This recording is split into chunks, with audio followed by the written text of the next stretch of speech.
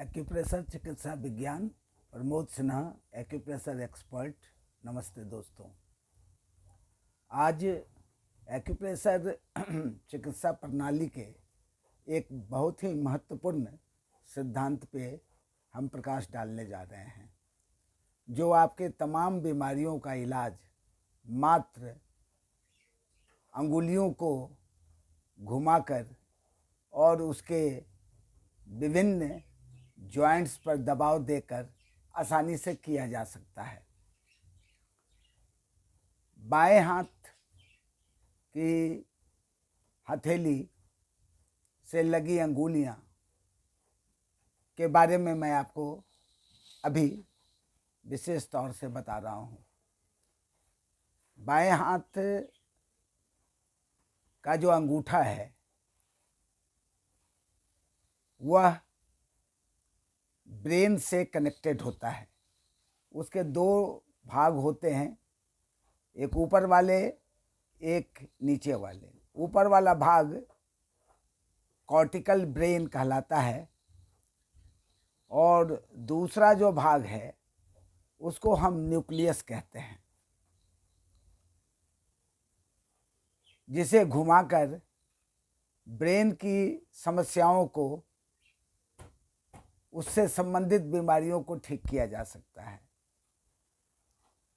साथ साथ ये जो अंगूठे का जो बीच का ज्वाइंट है वो इंडोक्राइन कंट्रोल से संबंधित है। हमारे अंदर में, हमारे शरीर के अंदर में जो इंडोक्राइन ग्लैंड का सिक्रीशंस होता है, उसके असंतुलन को भी इस अंगूठे के द्वारा ठीक किया जा सकता है।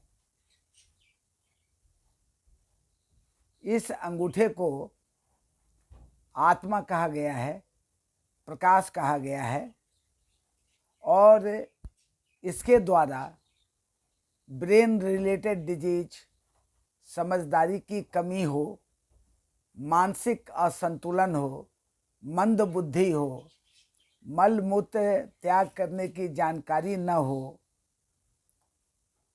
इन सभी चीज़ों का इलाज मात्र इस बाएं हाथ के बाएं अंगूठे के दोनों पोर यानी दोनों फैलेंजेज पर दबाव देकर रोटेट करके किया जा सकता है।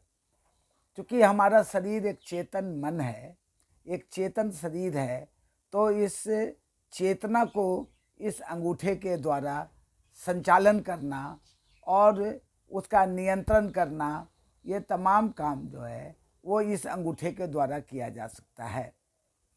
अब उसके बगल वाली जो इंडेक्स फिंगर है वो फायर से कनेक्टेड है, रिप्रेजेंट करती है शरीर के अंदर के फायर कंपोनेंट को। फायर कंपोनेंट में दो ऑर्गन मुख्य तौर से होते हैं, लीवर और गॉल ब्लैडर।